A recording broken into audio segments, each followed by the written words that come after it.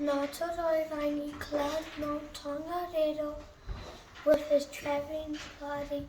They were so cold they thought they were going to freeze to death.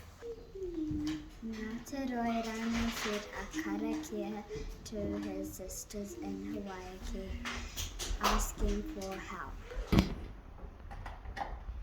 The sisters sent 2 guardians, Te Pupu and Te Hawatu, with 4 kete full of embers to Ngātoroirangi.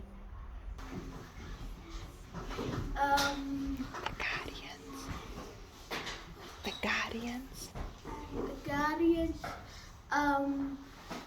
Travelled underground, but some of the embers fell out at Wharakei, Rotorua, Tukanu and Wharaki. Only one kete reached Ngātoroirangi and his people, Kete Tahi.